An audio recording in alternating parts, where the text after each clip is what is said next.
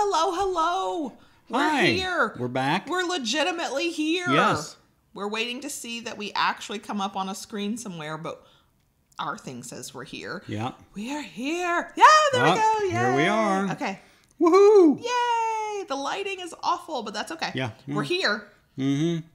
Okay. We've got everybody here. We will say hi to y'all later when we get to the end of the topic. Let's see. We're back. Hi, folks. Did y'all miss us? Please say you missed. Okay, we know you missed us because you've been telling us in other forums. We missed you too.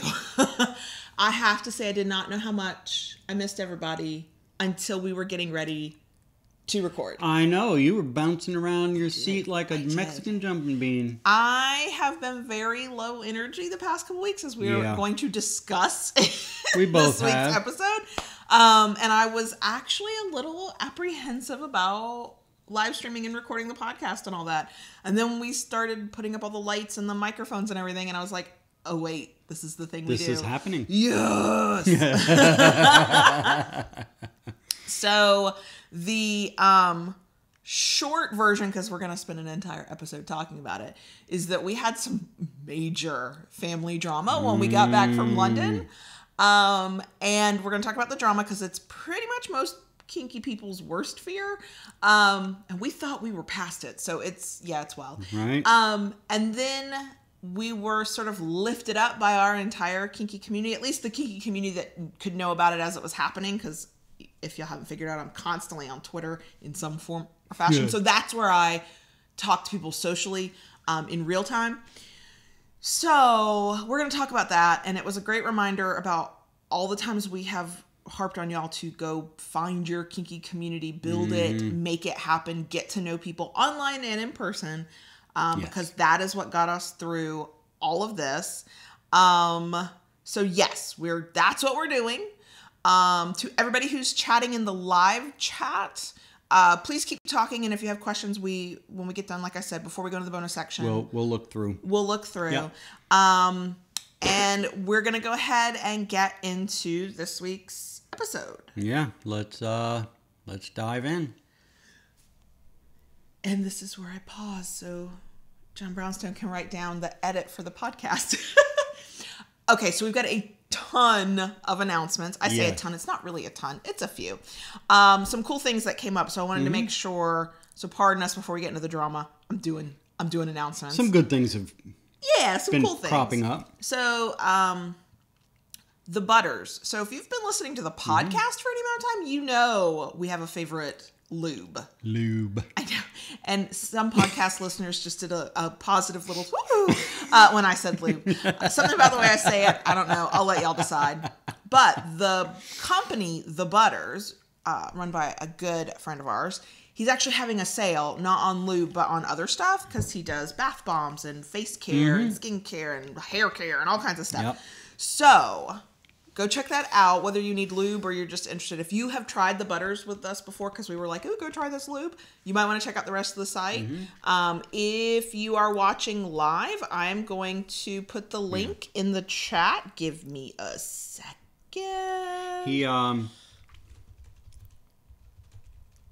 Yay for vaping coffee flavor. Sorry. Oh my gosh. Okay, so it's getthebutters.com. If you are watching this later on YouTube, the link will be in the show notes. And if you're listening to the podcast, it'll be in the show notes. So yeah, it's a pretty good sale. They're doing sort of a spring cleaning so he can make more stuff. All seeing that ad did was remind me that I need to go place another order with him because I need some more body lotion or I use body it too. moisturizer. The moisturizer that he makes, there's a couple types that I like that I use for my beard. Yeah. And he is not sponsoring this episode. We just legit love the product. Now, if you do use a code Kayla, K-A-Y-L-A, you save 5%. And if you spend a certain amount, you get free shipping. Let's see. And that's Kayla. I'm putting it in the live chat if you're like, what is that typing sound? Okay. The next one is way bigger than this. And hopefully, if done well, we'll answer a lot of the questions we get from single kinksters, which is, how the hell do I find a kinky partner? Oh, Lord, I'm sorry. My method was to start a blog about my sex life and wait for people to show up. That's probably not a method to follow. But you have partnered with a company we've partnered with before. They've actually been a sponsor of a few episodes in the past. Correct. Called Hello Get Play. The company is called Play. They are developing a BDSM kinky dating app. Yeah. In order to do that, because developing apps apparently costs a lot of money. I don't know, y'all. I just blog for a living. They have an Indiegogo campaign that you can contribute to. So why would we be telling you about this? Because a certain John Brownstone's paddles are one of the perks at one of the levels. So if you care about having a kinky dating app that is for kinksters, made by kinksters, these people are people who understand the BDSM lifestyle, and you want to get some perks, and you don't have to do the level that has your wooden paddles or a wooden paddle. You can do any level, but we wanted to make sure you knew about it. So it's on Indiegogo. It's called Play. Again, podcast listeners and people who watch the video later, it'll be in the show notes. And for those watching live, I'm going to give you the link now. So then I have to do this typing thing and everybody's like, oh my gosh. Okay, link to the Indiegogo. That way. Now, somebody asked when I put this on Twitter, oh, is this something we should do? We do not tell you you should or should not do anything. What we say is we have worked with this company before in another capacity, and we liked them. They seem legit people. Their company seems good. They are kinksters. They've been great to work with. So that whether this BDSM dating app, if it ever comes to fruition, will find you the love of your life, we make no endorsements about that. No endorsements about that. Okay. Let me check my notes. I think that's all the announcements. Yay. Felt like there could have been more, but there was not. There were two. There were two good ones. Two good ones, two big ones, yes. Yeah. So I'm good with that. I'm good with that too. So podcast listeners, check the show notes for all these links. And the live stream folks should have them in the chat right now. Okay, let's get it. And if you can't tell, I'm kind of procrastinating on the topic. Yes. I honestly don't know if I will be able to keep my cool during this retelling. I think I can. Last week, if we had done this episode last week, I would have cried right through it. Yeah. I would, not because I'm sad or devastated, but mostly because I'm angry, and I am one of those people that when I get angry, I cry before I do anything. If I stop crying and get really cold about it, you should probably run, because once we've moved past tears, you're dead to me. So last week would have been a bad week, but we're a couple weeks removed from it. Yes. Okay, so let me set up the scenario for you so you understand what's going on. A couple of years ago, I actually had to go back, and it was like episodes 82, 83. I'll link those in the show notes as well. We actually did episodes on being outed as kinky, because your family discovered that you were kinky. We did a whole, 2 episodes on it, on how we handled it and how we felt. Link them below if you haven't heard them. And in the process of that, my decision about that was, well, one of us can't be out and the other one still get to hide their identity, especially since an entire half of our family would be able to figure it out. So I hesitate to use the term came out, because I know that really does mean something a little different, but basically I came out to my family and kept it within boundaries, like really strong boundaries of, I write about sex for a living. I write about my sex life on the internet. I talk about, I used the express, I didn't even say BDSM. I was like alternative lifestyles. Yes. And with my mom and my aunt and my uncle, they were fine with that information. My mother was like, I actually don't want your author name. And I told them at the time, I said, if I give you my blogger name, you will know everything about my sex life. And I'm not sure, if I think you're reading it, that I can keep writing the way I do, because that's why I created an author name anyway, so I could write as freely as possible. And my mother, who does not like to think about, even though I'm nearly 40, her daughter having sex, I'm not going to tell her where her 2 grandchildren came from. She was fine with that. My aunt, who was the nosy one in the family, I get that from her. It's fine. I can call her that. She really wanted to know, but she respected my boundaries. So 2 years passed. Probably a year ago, I told my mom the name of the event we were going to because I knew she would not look any further than that.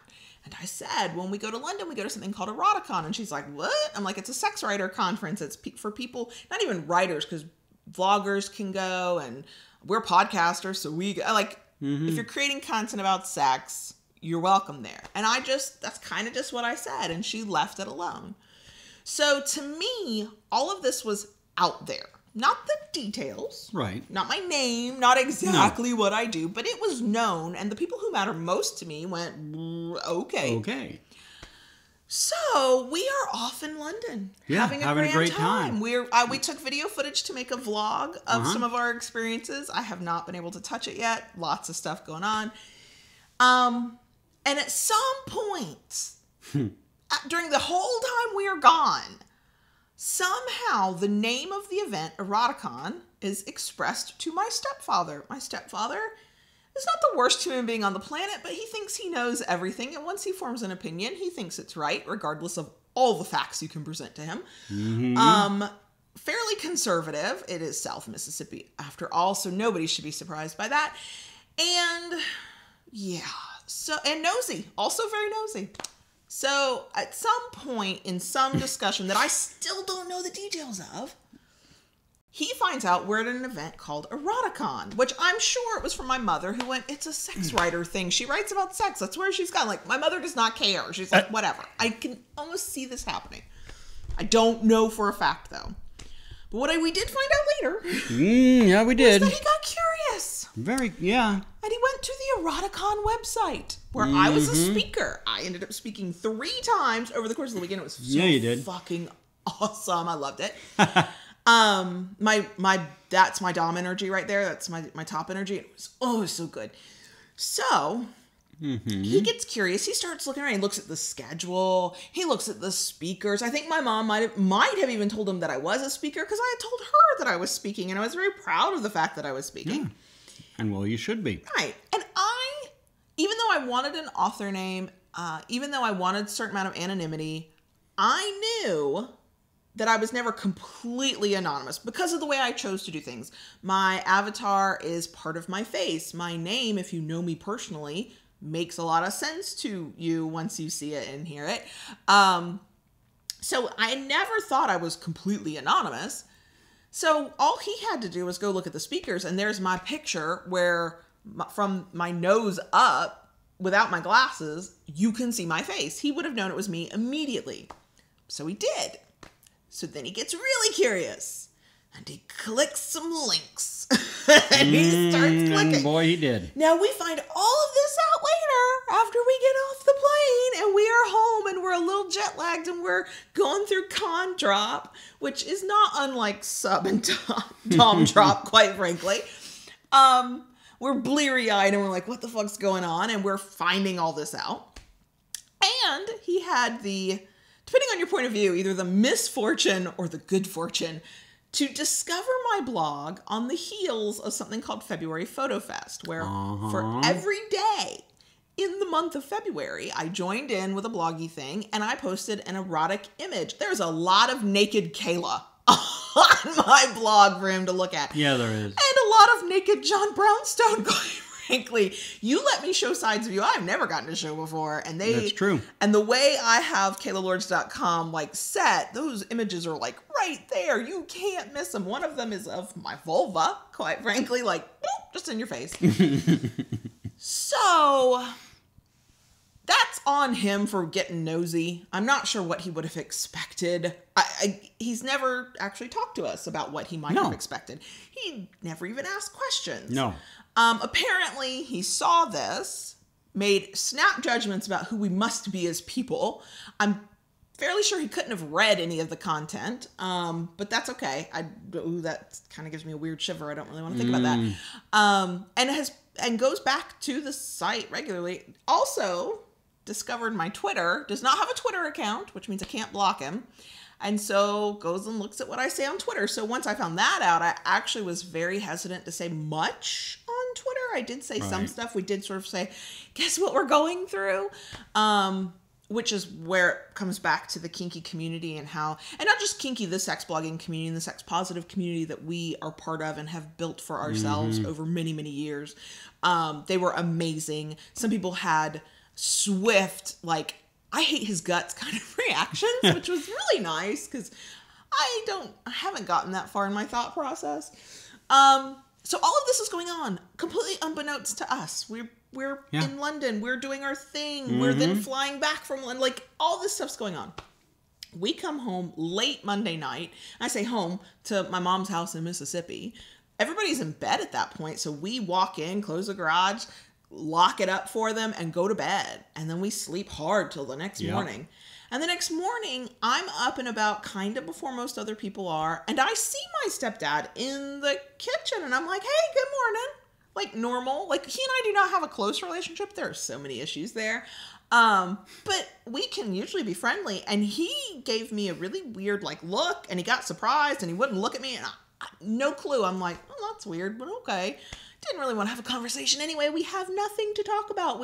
There's a lot of animosity between us for a lot of years.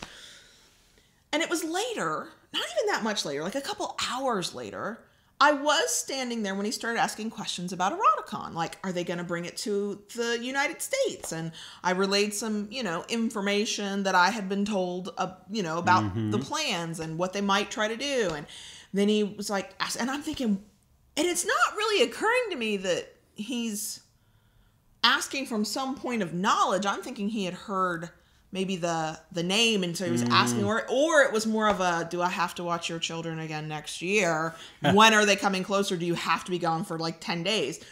And that's where my brain was going. And then I'm walking back and forth. I think it was doing laundry. Yes, you started laundry. And now you're in a conversation, and I don't hear everything. So I'm going to tell you what I hear, and then I'll let you fill in those blanks. Okay.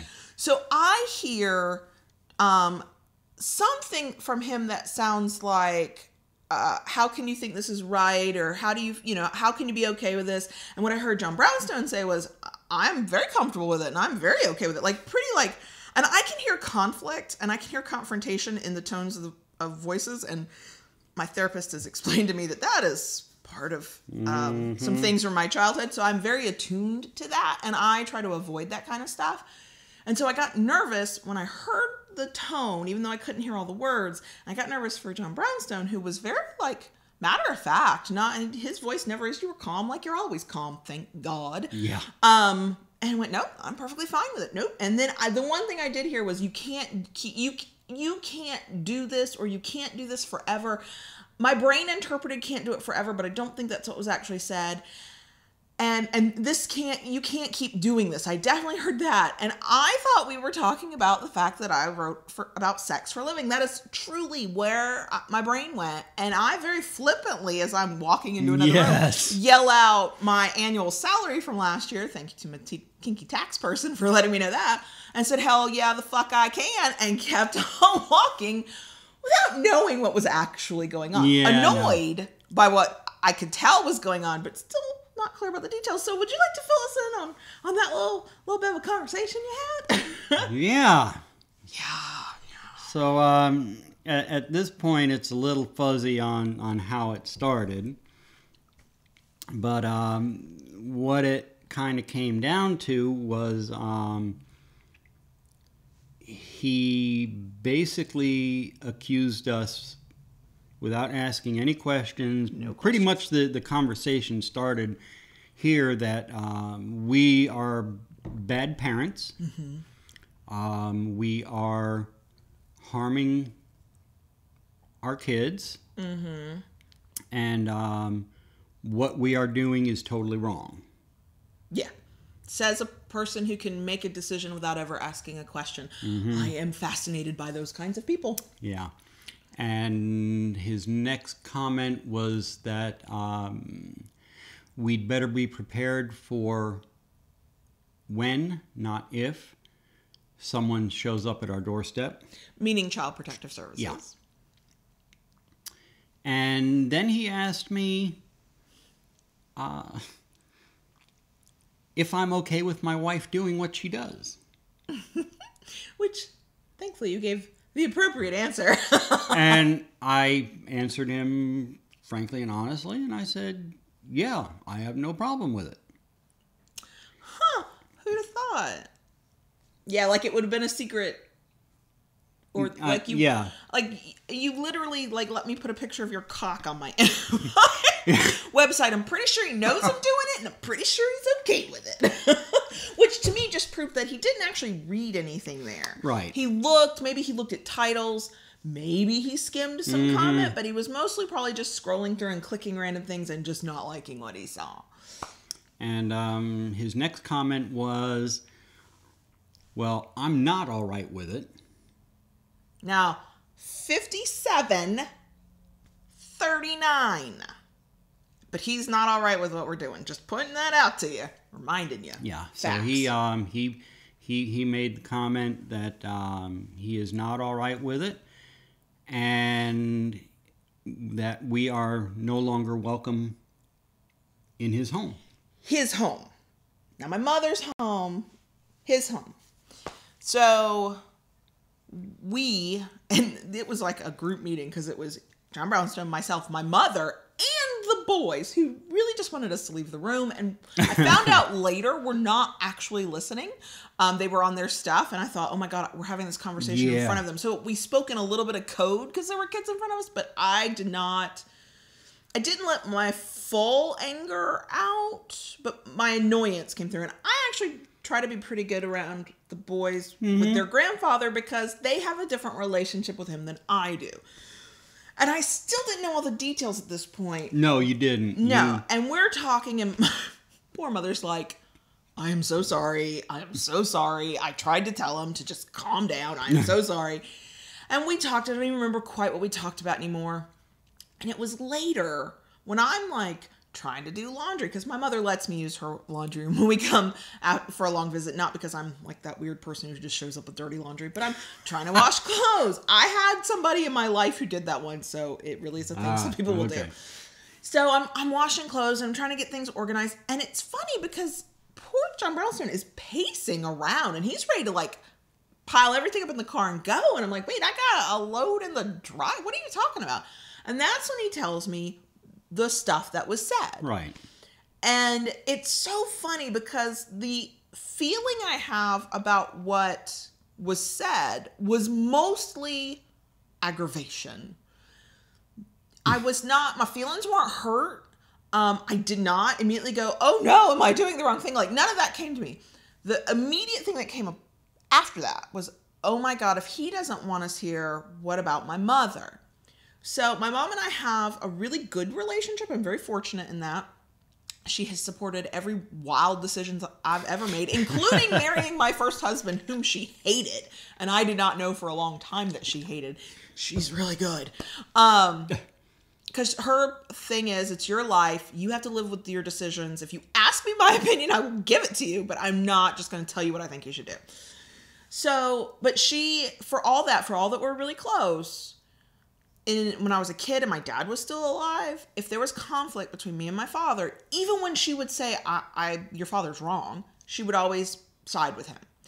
Early in her relationship with my stepfather, even before he became my stepfather and then immediately thereafter, he had opinions that were wrong about me. And in a situation where it was, do this for my kid or do what my new husband wants, she chose her husband. Now, in a very mature, relaxed way, I can, on paper, go, I understand why you would make these decisions, especially about a grown woman who happens to be your child, has to go live her own life. But as that little kid feeling and some of the, I hate to say it's a loaded word, but it's true, some of the trauma I went through as a child, that has stuck with me my whole life. And so my fear has always been that my mother will choose somebody else over me. I'm her only child. We are a very small family. Her parents died many, many years ago. My father's gone. She has one sister. They don't have any children over there. Like, it's a teeny tiny family. We're all we fucking got, right? But that's my big fear. And so I paced around, and I was not prepared to leave without having a conversation with my mother. But I knew I had to have it alone, and I had to have it where she didn't have to worry about kids hearing or husbands hearing or anything. So I finally, and I was pretty sure she did not know that we're still not in agreement or sure whether that was a threat that he was going to call Child Protective Services on us, or if he just believes that eventually that's just what's going to happen. And I didn't hear his tone, so I don't even have an opinion about it. But I was pretty sure she didn't know that. And I was positive she didn't know he had essentially kicked us out of his house. His house. It's her house too. So I get her alone, close the door. I've really got to talk to you. And she goes, okay. And we start talking, and I start sobbing because I'm like, I don't want to put you in a position where you think you have to choose, but I am terrified you're not going to choose me. And she went mama bear. Like, I was really proud of her. And also I went, oh, that's where I get it from. Because she said, there's no fucking choice. You're my daughter. I love you. You and I will always be fine. She was like, this is my house as much as it's his house. And you are welcome here. And we will figure this out. So all my fears were alleviated. So then I could go to my next emotion, which was, who the fuck does he think he is? Quite frankly. So, because he asked no questions. If it had been anybody else I know, and I know a lot of different personality types, anybody else would have had a barrage of questions. They might have been accusatory in tone. They might have been questions asked with the idea that that person thought they knew what the answer was, but there would have been questions like, how do you protect your children? How do you keep this from your, how do you do this? Blah, blah, blah, blah. Why? No, just why? None of that. No questions. Saw something on the internet he had never seen before, didn't try to understand, didn't even want to care to understand what this might be about, made a decision, decides we are dead to him. If his opinion meant more to me, that might have been painful. We have had so many problems over the years, he and I, that no, that's sort of par for the course for us. The one thing it did for me that I hope if anybody else listening or watching, I hope you never go through it on whatever level, whether it's your kinky life, because what he learned was I'm a sex blogger. Oh, and I'm kinky as fuck. Like, he saw it all with just a few scrolls and swipes, right? So some people listening will just, maybe you'll be writing about sex and maybe you are kinky, whatever it is that you're trying to keep hidden from people you don't want them to know about. The one thing that I think we both felt that I'm glad of, because I didn't know that I would ever react this way. I used to think that if somebody found out about it, I'd have to close it all down. I'd have to go away. I couldn't handle somebody knowing. It did not. I actually ended up telling my aunt not only what happened, but the name and how she could go find it. After I knew my mother, poor thing, had apparently had to look at a screen at some point when I don't want to see that. Now my mom knows and my stepfather knows. I'm like, oh, the aunt I'm the baby of the family, but she's the baby between them, and she's the nosy. And if she was kinky, she'd be a baby girl, is all I'm saying, okay? If she didn't know something that her sister did, oh Lord, that'd be another kind of fight that we'd have to have. So it's like, here, let me just give it to you. And I'm warning you, this is what you'll see, so go look at your own risk. And I didn't care. Long-winded way to say, I hope when it happens, if it happens to you, I hope it never happens to you, but if it happens to you, that one of the thoughts you think is, I am who I am. You don't have to fucking like it. Yeah. Because that was the first thing, once I got through all the other emotional stuff and I knew my mom and I were good, that was the first thing I thought. Not, I have to go away. I have to hide this identity. I have to change everything. It was, fuck you. I am who I am. And I told my mother this with a total straight face, total sincerity, told my aunt the same thing. I'm not ashamed of anything I do on the internet. I'm actually quite fucking proud of it because I know what I'm doing and I have a better understanding of it than vanilla people who didn't even know it existed until 5 minutes ago, quite frankly. And I know what I do and what we do to protect our children. Right. And I know how we help people and how I've been helped by doing this. So there's nothing about my identity that I'm ashamed of. I will be honest.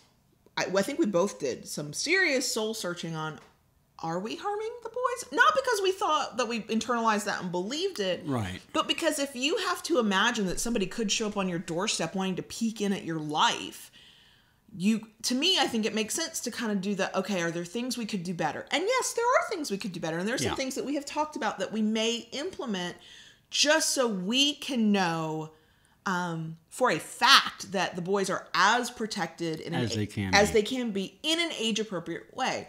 The struggle I have with that is I don't want to hide things from them that could create healthy conversations, but I also don't want there to ever be the perception that they're being exposed to things that are not appropriate for them either. Right. So there's a balancing act there that we have to work on and figure out, because the truth of the matter is, whether you're kinky or you just talk about your sex life or you put naked photos of yourself on the internet or whatever it might be, if somebody wants to complain about how you're living your life and you happen to have kids, you could get that knock on your door. And you do want to, even though what we do is legal, even though what we do is age appropriate for us and we do not expose it to our children to it, like we do those things, right, an outsider can see whatever they want to see in that. So my thought at this point is it's better to be really, really safe about that. So we have talked about extra measures of blocking sites and, sort of locking down their internet access more than it already is. Even though the one thing I have learned in all of this is that by being really, really honest, they don't know our blog names. They don't see the site. They don't know the URL. But just by being honest enough to go, that's what we put on the internet. Both boys are like, we don't want to know. Yeah. We do not want to see this. Please bleach my eyes if I ever see it. Like, they really are not interested in it because it's their parents. There's nothing salacious about it to them. It's weird to them. It's gross to them because it's us. So, there's that too. So that... Y'all, if you've been following us for any amount of time, I'm that annoying person who finds silver linings everywhere. It is how I cope in the world. I do not think everybody else should have to do it. I also have the personal self-belief that things happen for a reason. I do not put that on anybody else.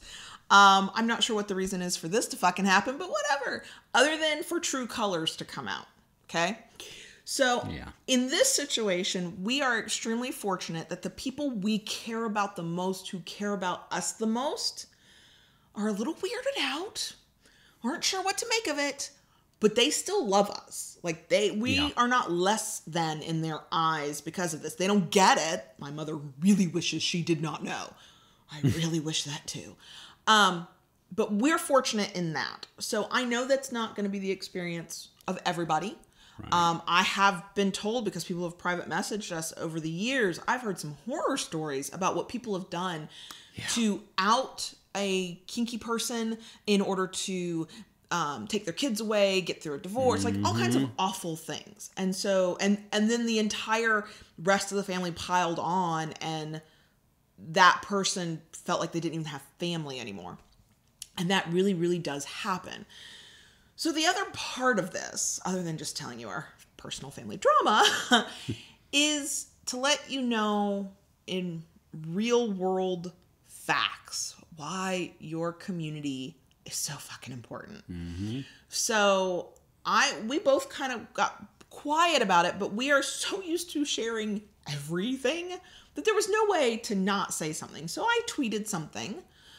Tagged John Brownstone in that tweet. It's on my personal Twitter at Kayla Lords. And like I said at the top, the outpouring was immediate. It was wonderful.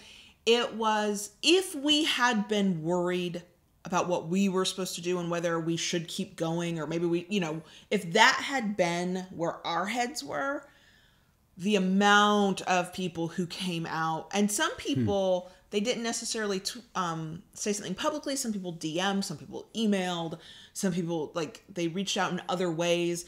We did tell at least one in-person kinky friend, and she went, why did you let me talk about my own life for 30 minutes and sit on this? Because this is stuff you're supposed to tell me. And I'm like, well, we're telling you now. It's fine. But that outpouring was huge.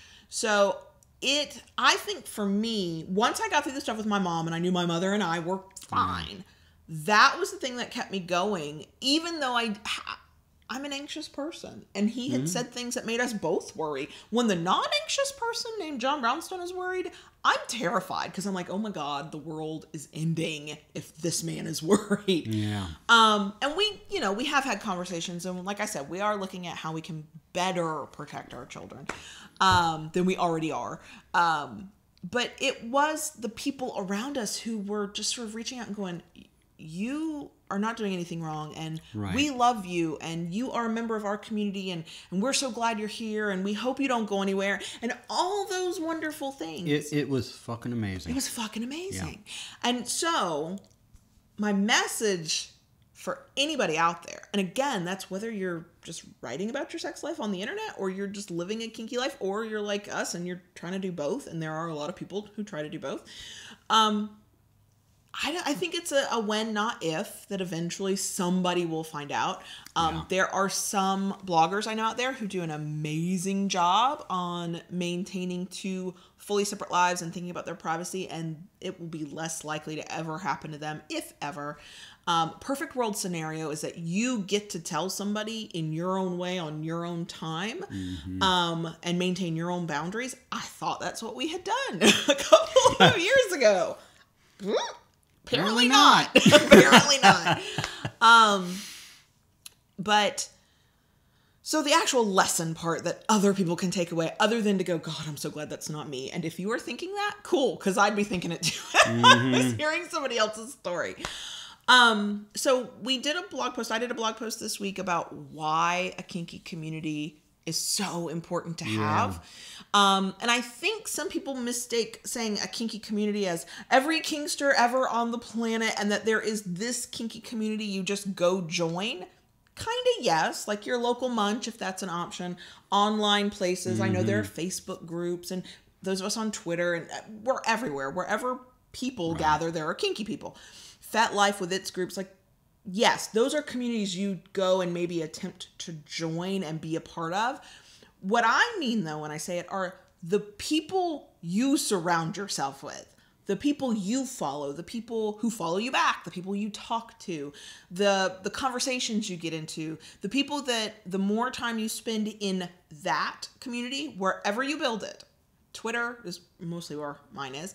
Fat Life, Facebook, Kink Space, Instagram, like, it doesn't matter where you're at. And I know a lot of Tumblr people, I mean, that was there were so many problems with what Tumblr did, but the worst part was there wasn't a thriving community there for people. And so there are a lot of people trying to find their way where they can have that community again. It is not something that you just walk into a group and go, I am here, ready to be part of your community. It does not work that way.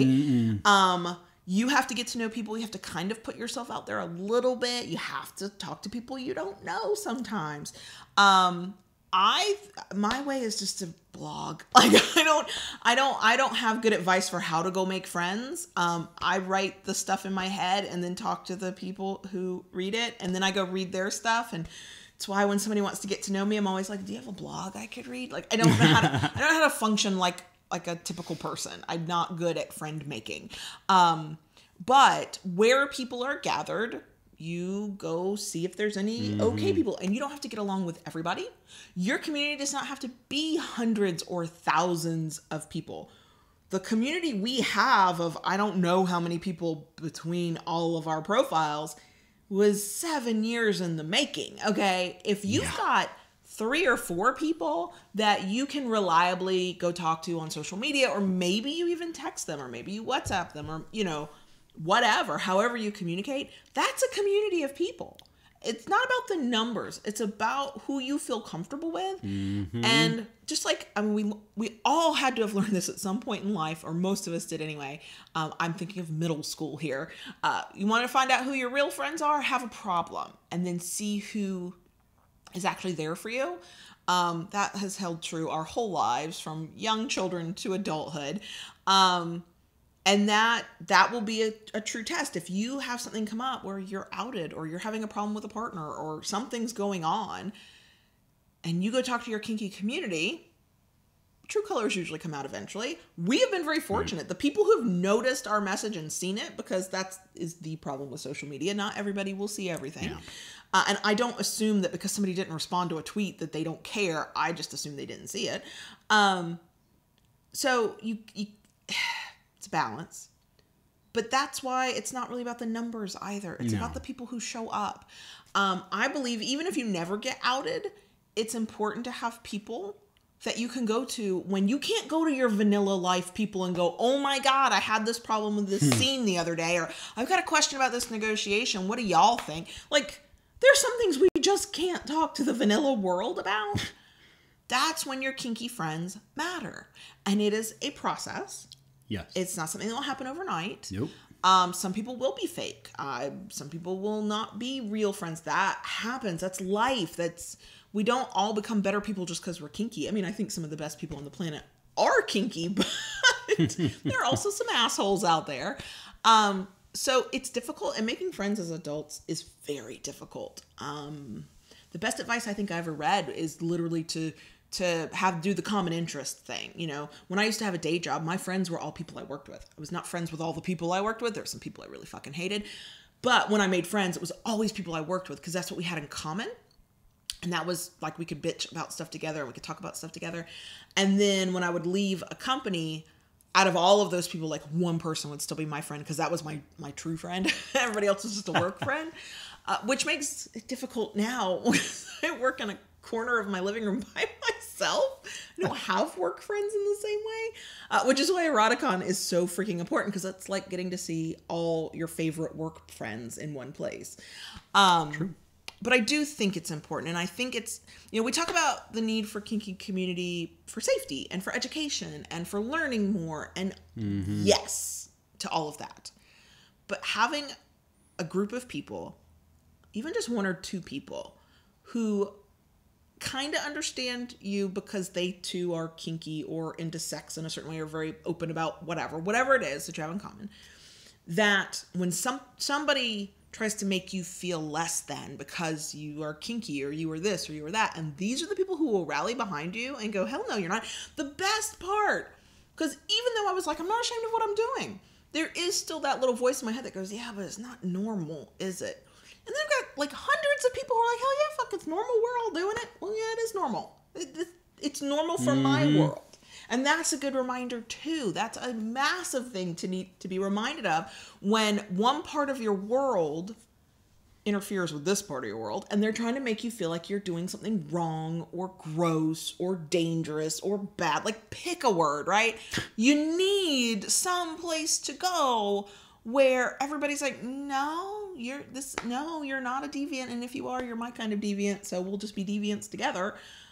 That is the power of your community, and it will be your specific community. It will be your friends and the people that you feel comfortable with, who have shown that they want to talk to you and interact with you too. And it is a give and take thing. You can't just show up and sit there and go, why isn't anybody talking to me? Because it doesn't work that way. And yes, you will be scared to talk to people you don't know, and you'll be scared that they'll ignore you, or they won't care, or they'll be mean to you. All of that stuff that happens in real life, and certainly happened in middle school, still happens now. You just do the best you can, and somebody will reply to your tweet. That's my experience. I'll put a tweet out there and somebody will reply to it. I'll get into some conversation with somebody.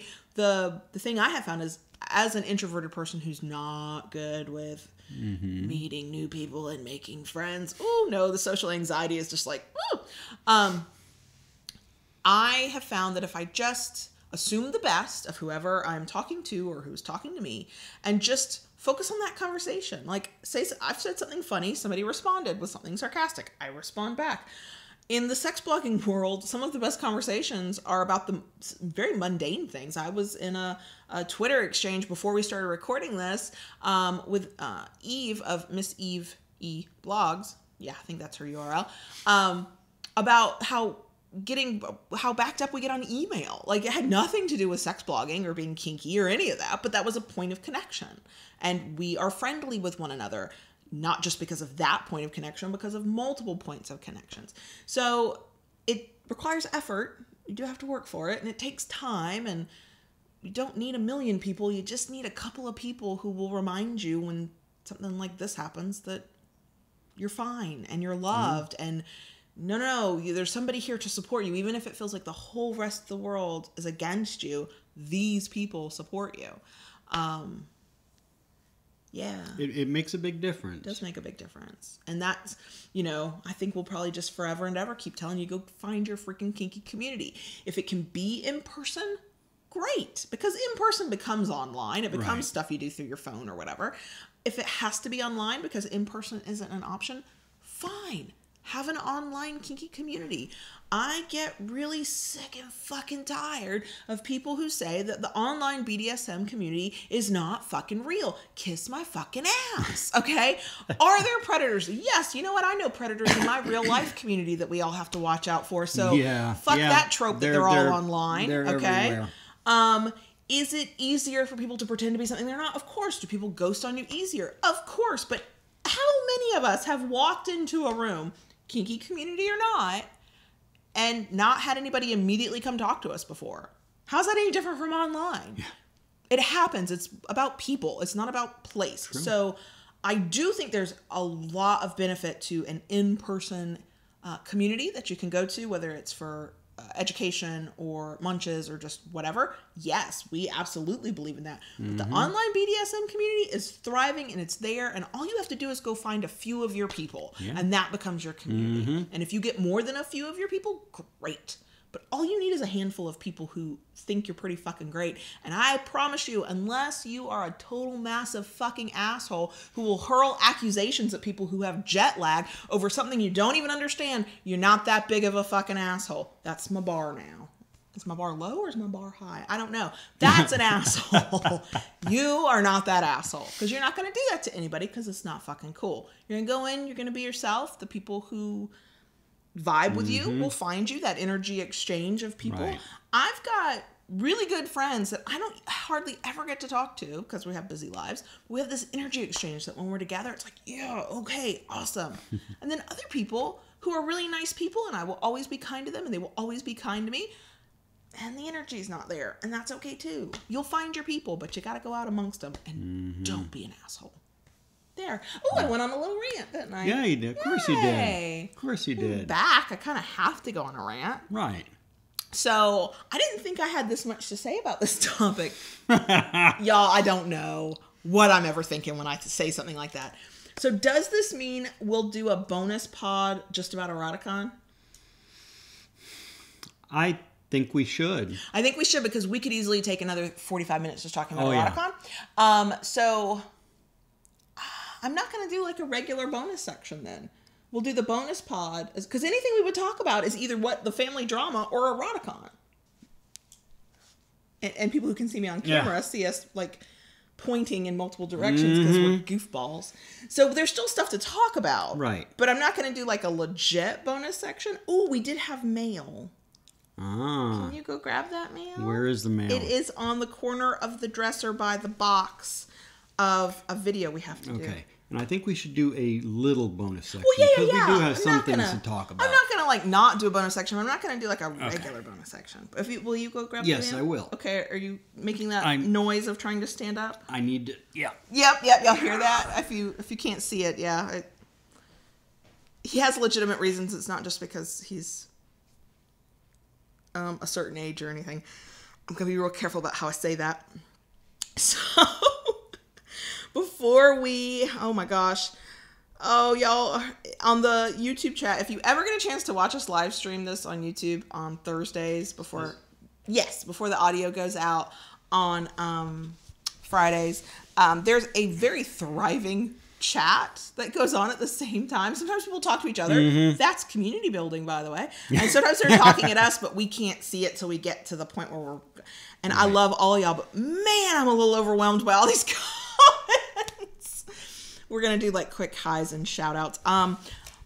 But yeah, so we'll do that before we do like an abbreviated bonus section. Let's do this. So we just want to say hi to Chris and CDC and Buttercup Faith and Michelle and Kathleen and Heather, Lost in Sunshine, Dawn. Y'all know I can't do names, right? Stormfelt Witch. There we go. I was wanting to say Switch, but there was no S, and I was very confused. Okay. Yay, everybody's here. There's Nezzy. There's Scarlett, who's finally getting to watch it live. I hope it was worth the, I don't know, Miss Bubbles. I love that name. Hello, and we put links. Benjamin's here. Oh, yay. Yep. Oh, and YouTube didn't notify about the stream. I hate that. Some of that's hit and miss from what I can tell from watching other YouTubers. Let's see. Let's see. I'm looking for questions now. The audio people are like, what the fuck is going on over there? Yeah. Oh, Ileana's here. Hello. Hello. Oh, your last name's Powell, but I will so fuck up your first name, and I don't want to do that. That's so awful. Yeah, everybody's cringing on our behalf. And thank you. Why did he keep clicking? Yeah. I don't know. That's the other thing about this. We are playing whack-a-mole with IP addresses to try and come up. Because he keeps going back to it. I have theories that I will not air publicly. That's not for public. That's only guesstimating. So, yeah. My poor mother has she's beside herself. She's like, I don't want to know. We blocked him on one aspect, and then he finds another way to go back there again. I did warn my mother that we could not, yeah. There's so many issues, so we're trying, and we can, which means, assholes beware. Let's see. Benjamin, that's awesome. If all the palms on the planet and all the faces on the planet met, there wouldn't be enough face palm for that assumption. Thank you. That pretty much sums it up. Yeah, that's, yes. Okay. And Chris, that's kind of the thing. It almost, he kind of came across like he thinks the kids are here while we're doing all this. Right, we're just walking around naked, we're taking just pictures. walking around naked, taking pictures and doing podcasts and all this stuff. So yeah, he just kind of thinks they're here while all this goes on. And Jay, right? Jay's funny. But didn't you know that kids even potentially knowing things about sex before they get married as an adult is bad? Right? Yeah, right? Here's the wild thing. That person, that stepfather of mine, says some of the crudest things. Oh my God. In conversations with other men. Like it's how men talk to one another, which I've known many men who did not fucking talk that way. And that is way grosser and worse than whatever he saw on my site. Like way cruder. I don't want to say gross because what we do is not gross. What other people, sex bloggers, do is not gross. But you know what I mean? It's like if that was your conception of it, is that what we do is gross, then why are you having, including with the 13-year-old who said, yeah, here's a conversation I had with him. And I blocked it out of my memory as soon as the poor child told me. But all I know is it involved pussy. It's just what I'm saying. Yeah. But that is somehow okay. Mm-hmm. I know. I'm getting myself worked up. Oh, let's see. Yeah, and a lot of people do understand based on where you've grown up and the communities that you have. I'm trying to make sure we're not... Okay. You read fast. I do, because I'm not actually reading all of these to be able to answer everything, because y'all, the podcast listeners, don't want to hear all that. Yeah. But thank y'all, everybody. If we missed you and did not say hi, it is not because we don't love you. It's because I was scrolling really fast through that chat. And yes, Nezzy's biggest fear came true. An ex-best friend outed them. And that is a fear. And we do. And that's what makes it very hard to go out and be out, especially with other people who don't have the same need to maintain their privacy or anonymity. Like other kinksters, unless they're just truly awful human beings, are going to maintain another kinkster's anonymity because they don't want anybody to know about that. Right. It's the kinkster code. Right. Exactly. Now, there's always an exception to that. But other people that you think, well, because we're friends or because I love you or because you love me or we like each other, there's a trust there, that maybe don't have that need for anonymity might do it. And it is something we have to grapple with. Right. And some people take the tack of, I'm just not telling anybody. And I get that. I respect that. I do think there are more people in this world, even if not in your own personal circle, who will accept you as you are, even if they don't fucking get it. And some people who are like, oh, you've got your little dirty secret. Let me tell you my little dirty secret. Because I think most of us have something. Yeah. The person I was actually most worried about was my mother, because I have told this story before. The only sex conversation that I had as a child, I said, Mom, what is sex? And she said, we're not talking about that. We never did. Yeah. And quite frankly, she would be very happy if we maintained that rule. She was not comfortable with the little bit she and I did talk about. So, and, Liana, that is a very strong thing, to have that kind of fear. I had always been concerned about that myself. I think the worst thing for me about this was the judgment.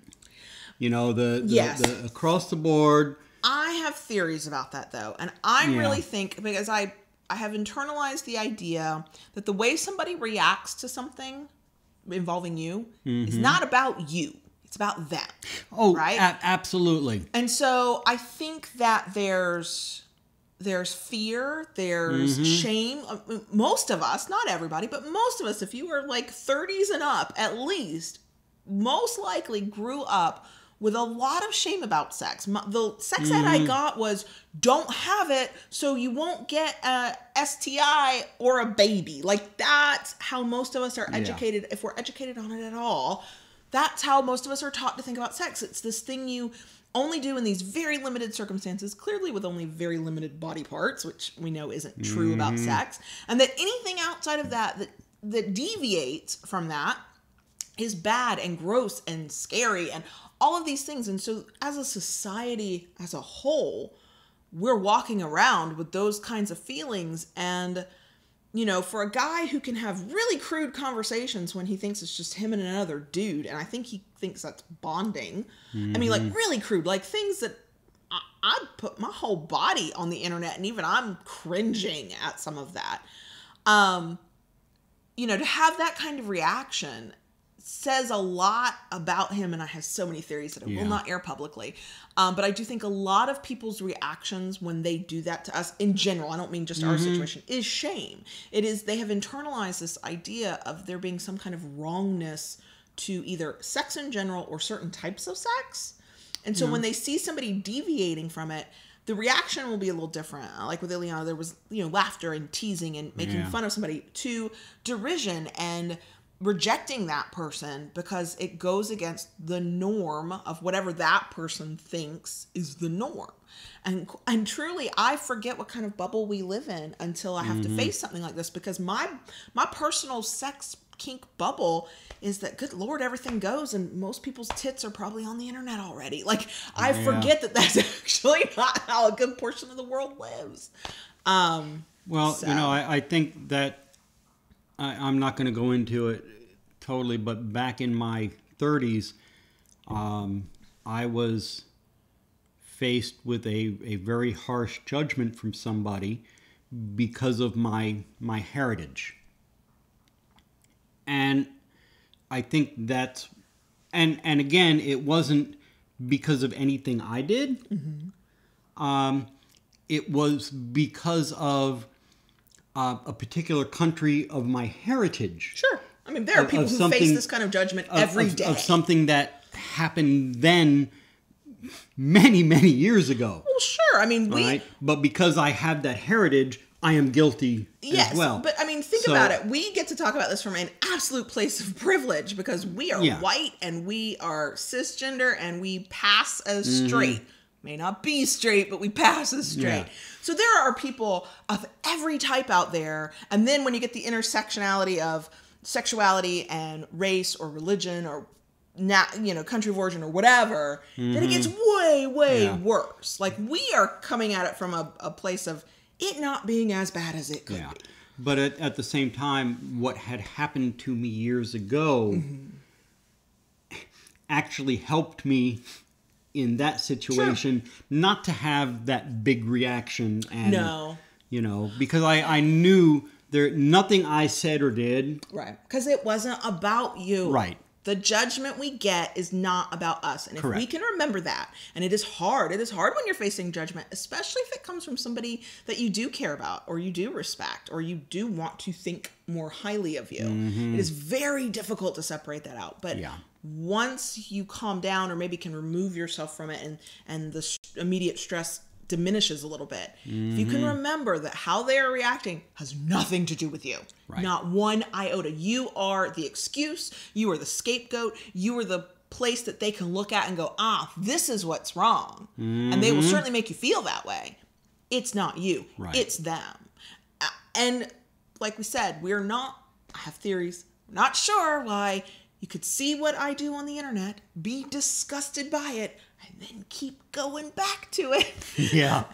I got so many theories on that. Yeah. Including my personal Twitter.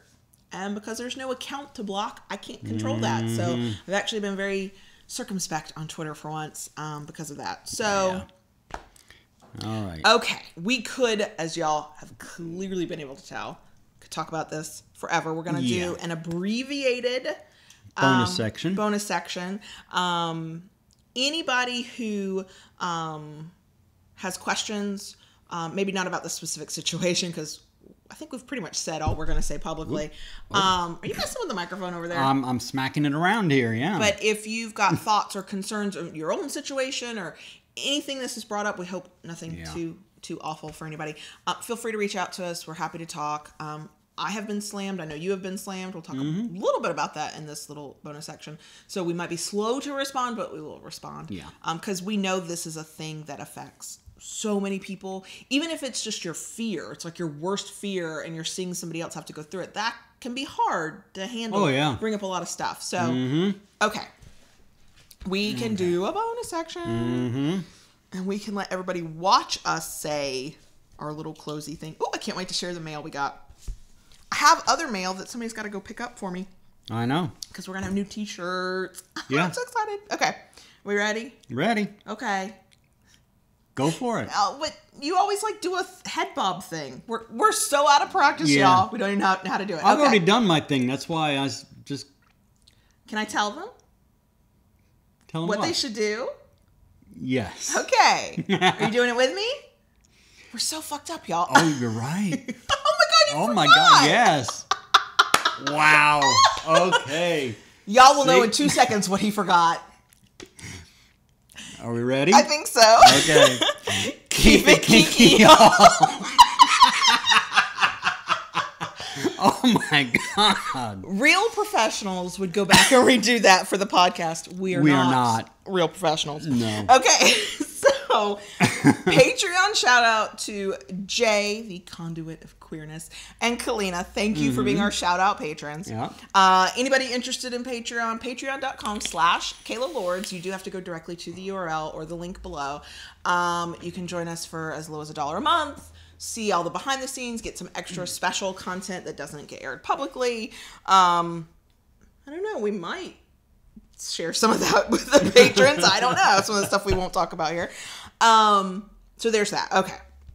Mail time. Yes. Got a lovely letter from somebody who, when I was not banned from Facebook, which that Facebook ban should be over already, I was talking to them through Facebook. This is Stephanie in Germany.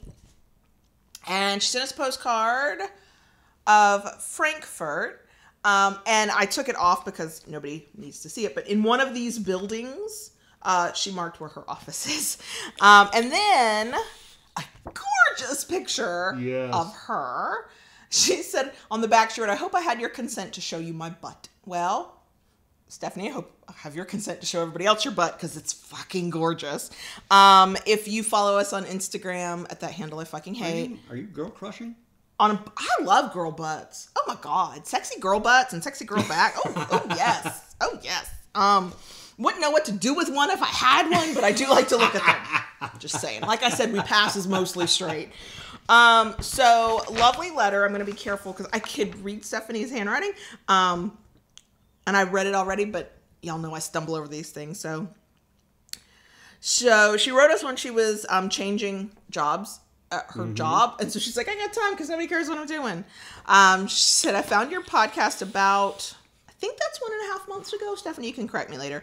I was looking for some BDSM podcasts to listen to while I work out or clean the house. And I'm really happy that Loving BDSM showed up in my Google. We are too. Google results, if I would finish that sentence. We are too. I started binge listening from the very first episode and have now made it to episode 117. And this is as of when the letter came. So hopefully you're further beyond at this point. I love the combination between serious themes and small talk. Oh, good. We're glad. And as you mention a lot, you are not the only resource, but it's great to have this one place to go to. Thank you. I love how you make me think about things, and I often start talking about them with my partner or reading more about it, more about the details if something really affects me. I even like the topics that are only theory for me, like not having kids or being in a long-distance relationship, but it's always good to have an opinion about things and already hear about possible problems or solutions or discussions. Thank you a lot for all your work. You're welcome. It helped me in communicating more in my relationship and for my own opinions about some topics. I've already recommended loving BDSM to some friends. Ooh, we really love you for that. And my long-term pen pal, they do communication back and forth, really likes the podcast too. And last week told me that he really has to stop talking because he is, quote, rambling like Kayla. If that's you, you go for it. You ramble on. Somebody will love you for it. I married the one who loved me for it. So again, thank you for all you do. And if we ever come to Germany, that of course we would have to let her know. Until then, I will keep on listening to the podcast while doing pole dancing. Oh yes. Or running in the forest. All the best wishes. And keep it kinky, Stephanie. That's a lovely letter, and I was really proud of myself for being able to read it. Now, I like that. Go back in the chat real quick. Oh, I'm the navigator. Y'all. Yes. Okay, where am I going? Okay, hang on. Jay, butts are great. You're right. Yeah. Butts are great. Okay. Okay. I'm not going to try and say that name. Nezzy? Yeah. Okay, hi, Nezzy. I like that idea. I think I would change it just a little bit to Daddy Vapor. Okay, you have to tell the audio people what you're looking at. Oh, So Nezzy said sorry. that she felt... I've just gendered you. I'm so sorry. Nezzy said that John Brownstone should get a shirt that says Vaping Daddy. It's so cheesy, but I think it would be funny. It is cheesy and it is funny. Mm-hmm. And you want Daddy Vapor? I think Daddy Vapor. Is that like Darth? Yeah. You need a Darth Vapor shirt for sure. He's a Star Wars fan from fucking forever ago. Okay, so you wanted to do an abbreviated just a little other quick, than the mail, of course. Other than the mail, for Stephanie. And if I have had a couple of messages of people sending mail, it just hasn't arrived yet. We will have to close down our PO box at a certain point. But we'll have a mail forwarded to the new address once we get it. So don't worry if mail is moving slow or whatever. You listen to this later and you're like, oh shit. So did you have something other than your creaky back where everybody who was watching you got to watch you like do that grunt thing when you got up? Yes. Well, yeah, other than my back. Since I've been home, my back has been acting up. But we've started diving diligently into getting the house. Yes, and I'm type A, and I want things done on a schedule. And we are behind schedule. Yes. I am very stressed out about it, but also I don't want to do any of this work. I want little fairies to come in and get it all done. The purging fairies. Well, the purging fairies, the packing fairies, the painting fairies, the touch-up fairies, the plumbing fairies, the pocket door. All my fairies start with the letter P. I just noticed. Yeah. Well, but yeah, we've got, you know what's funny? We don't actually have an awful lot to do. Some of the things are not that time consuming. I think if we powered through a strong weekend, we could get most of it done. I'm sure. But I think it's due to stress after everything we just told you about. Oh, yeah. John Brownstone had been sanding for like 20 minutes when his back went out. Now he kept going, which then meant that once we were done with our project for the day, which was working on the kitchen, that he was like stove up and could barely move. And I know that's because he had been stressed and tense before he started, so all his muscles were all like clenched tight. But that has slowed everything down for the past week. We have a dishwasher sitting in our living room waiting to be installed. We found a clearance like dented, used, whatever from Lowe's dishwasher to replace the awful one that nobody's going to buy this place at the price we want. If they see that dishwasher, I don't think the dishwasher would be the only thing that would stop them, but I'm telling you, it would give them pause. It's that bad. And we've got some more sanding to do. I'm looking around the house like, what else have we got? Yeah. And we've got boxes everywhere. It's chaos. And we were supposed to have been according to our original schedule, because of course I created a schedule. I'm type A like that. According to our original schedule, this coming weekend, we were supposed to take a day trip to Ocala to put some stuff in storage that so we could declutter the place before we list it. We were also supposed to be getting it listed by next week. We are easily 2 weeks behind, if not longer. I am so stressed out. Yeah. I'm so stressed out. Oh my God. But you know what? We'll do it. We'll get it done. We will get it done, but and, once I make a schedule, I feel like that becomes law. Like I'm required by the universe to follow the schedule. And I have someone to contact about the pocket door because that is something I cannot tackle. If you do not know what a pocket door is, and let me assure you, until we moved into this condo, neither did I. So don't feel bad if you did not know. A pocket door is most doors swing in or out, right? Pocket doors have like a little, I don't want to say canal, but a section in the wall. They slide in and out. It's a space saver. So your door is on tracks. It never swings one way or the other. It slides back and forth. It's a pain in my fucking ass. I hate it so bad. When they work very well. But when they don't work, it's a whole other story. And, if my back's not feeling better in the next couple days, have a plan for the dishwasher as well. Yes. So... Anyway, but just real quick, Chris, the mod I use is a Aspire SkyStar. Vape people, in case y'all didn't know, Talking it's his about vape, y'all. Yeah.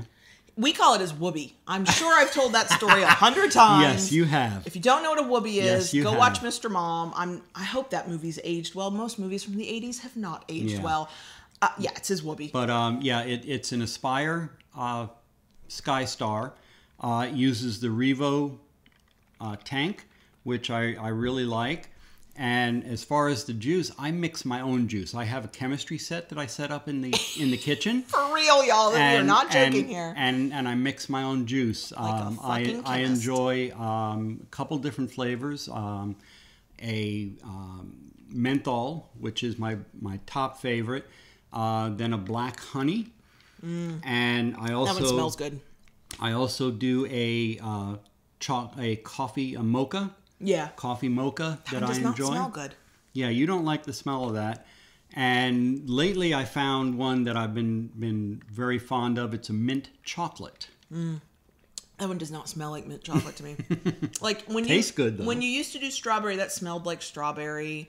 The black honey smells really sweet. It's really yummy. I cycled through different flavors. I used to do what I called I mixed a chocolate covered strawberry. Oh yeah, that smelled good. Yeah, and see, I don't vape, so I'm only smelling his vapor. Which was a strawberry with a double dark chocolate, and also a peanut butter cup. Oh yeah, that I used to do. Which smell like peanut butter to me. Which was a peanut butter flavor with chocolate as well. So apparently, what we're also putting out into the universe is that a vape company needs to sponsor this channel and this show. I'm just saying. Coffee vaping t-shirt company. Yes. Ooh, if you sell t-shirts with smart ass phrases on them, call us. We will pimp you the fuck out if we like your t-shirts. Actually, I'm very excited about what you're supposed to go pick up at the post office today. Yes. Because it's a Kinkster who designed t-shirts, and they have is it Teespring? I think it's a Teespring shop. And if we love them, if they fit right, if they feel good, not only will we wear them in episodes, but we will absolutely give them a shout out because let us please support our fellow Kinksters. It is my ultimate goal eventually. We've got a kinky tax person. Yep. I want over time. So one of the things we don't talk about much, but is reality of our life, we had up until a week or two ago, somebody who would come in and clean our house for us every couple of weeks. Love her so much. We're not sure what all she saw though. I do notice she has not cleaned the closet in easily a year. Pretty sure she saw something she didn't want to and just never opened that door again. I'm okay with that. But when we get moved, if I could find a kink friendly or a kink aware cleaning service, so I did not have to hide all the dildos every 2 weeks. I love if you can ever afford to have somebody come do a thing that you hate doing. For me, it's cleaning a house. It's a privilege to be able to do it, but I totally recommend it. I would love a kink-friendly, what was the other thing I wanted? Oh, handyman. Yes. Because as your back goes out and I am clueless with the tools and don't really want to learn, we need somebody who can come fix things. And quite frankly, I would like them to be kink aware, at least, again, so I don't have to hide the floggers and the dildos. or the gags or the rope. Oh God, y'all should see when we're getting ready for somebody to come clean the house. We're like putting stuff in drawers. They don't even go in those drawers, but we're hiding Just them. hiding stuff, yes. Yeah. So I feel a little bit like, oh, look at me, I have a cleaning service. Not right now, and my house is a fucking mess. But yeah, it's definitely first world problems. But yeah, and yeah, kink friendly everything is my ultimate goal, is to just support kink friendly businesses. Yeah. Our realtor is a kinkster. Yep. She's a dom, and it's funny because I don't like thinking about what stereotypes are of any type of person in general, but certainly not of dominance. But on some ways, people would say she defies the stereotype because she's really petite, she's real thin, she's like, she looks like any random person you'd see, and yet to me, I'm like, I look at her and I look at her energy, I'm like, oh yeah, you're fucking dominant. There's no way in hell you're not. No way in hell you're not. And I don't know what it is. I don't know if it's because she's got the fiery red hair and she's little, or if it's just her energy. But I look at her and go, yep, total dominant. Yep, So yeah, we do have that, and I do know of. I've had a couple other people reach out, not locally, but people who are like, oh, my partner is a realtor or whatever, and so they are out there. A kink friendly therapist. You know, I want to surround myself with it. I want to make that kind of bubble where everybody in my life, even if you don't get my kink or you're like, oh, I don't know about that, you can call him daddy, huh? Is not like freaked out by what they, you know, I could just be myself as often as possible. Yeah. Until I have to go be a mom at the school. I did avoid parent-teacher conferences this last time. You did. I did. You did. They were just going to tell me that the 13-year-old talks too much and the 9-year-old won't stop playing around and being goofy. Like, I'd be like, yeah. Got it. I'm aware. Yeah, that's it in a nutshell. So, anyway. All right. Okay. So we need to be done because we are, for YouTube people, we are getting back on track. We are going to make another video. Anybody who is even remotely interested in the vloggy thing, I do have all the footage for our London Eroticon vlog. Yeah. But all that happened, and then all the stress happened, and so I've it's been really hard to even want to look at the footage, but I'm gonna edit it together at some point, and we'll show you a little bit of London, and yeah, I think that's it. That's it. So we're going to go so we can do other things. And thank y'all. Thanks, everybody. Those of you who watch live, OMG, thank you. Those of you who watch later, OMG, thank you. Those of you who still listen to us after all this time, holy fucking shit. We love you. Love all of you. You are my community. Even if you are so shy you have never actually reached out to us. Y'all are great. You're out there and you're listening to us, and hopefully we're helping, and that makes you part of my community. That's how I look at it, because I get to make the rules about my own community. And for those of you who do reach out, whether it's to ask questions or just to send some love, we love you for it. Yeah, one day when we grow up, this will be our full-time gig, and we'll just do this all the time. Yeah. Yep, that's the plan. I like it. Okay, we gotta go, don't we? Yes, we do. Okay. Bye. Bye.